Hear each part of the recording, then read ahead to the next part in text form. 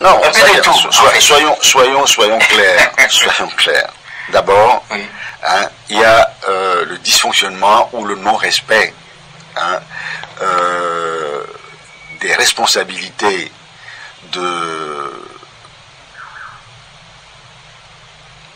des institutions chargées de l'élection. Je veux dire la CENI, la Cour constitutionnelle, la HAC. Ils ont manqué à tous leurs devoirs. Ça, c'est la première chose. La deuxième chose, on peut parler du gonflement, vous en parlez tout à l'heure, je vous en avais parlé tout à l'heure, du fichier électoral, notamment dans la zone septentrionale, où on atteint 137% du taux d'inscription. Troisièmement, là vous en parlez, le bourrage d'urne, 109, 110% de votants. Comment cela est-il possible? En tout cas, c'est ce que moi aussi j'ai lu dans le... Les chiffres sont là, et nous sommes... Mais ce que vous avez projeté la dernière fois. Et nous sommes prêts à en débattre. Nous sommes prêts à en débattre avec la CENI à l'AC.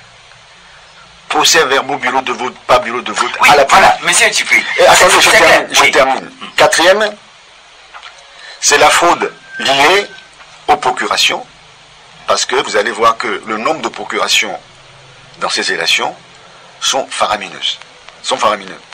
Il y en a partout.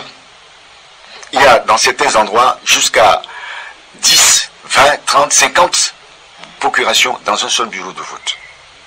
Et quand on sait de quelle manière ces procurations ont été distribuées, on est en droit de s'inquiéter. Et voilà, vous épinglez la partie septentrionale où ces cas de fraude auraient été faits. Est-ce la raison pour laquelle vous auriez, vous, au niveau du CAP 2015, vous basez sur la partie méridionale et déclarer M. Fabre gagnant de l'élection? Quand vous dites qu'on s'est basé sur la partie septentrionale, je dis que ce n'est pas tout à fait exact, dans la mesure où, dans d'autres CELI, il y a eu des problèmes analogues. À Agou, dans l'Amou, dans le Yotor, dans le Vaud, mais à moindre titre. Vous savez, c'est à moindre titre.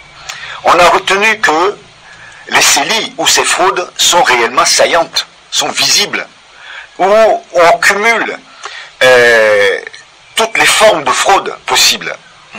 Et nous n'avons pas rejeté ça, nous disons que pour la véracité des résultats sortis des urnes, on ne peut pas tenir compte de ces 16 CELI tant que les bulletins de vote et les procès-verbaux en provenance des CELI n'auraient pas été étudiés.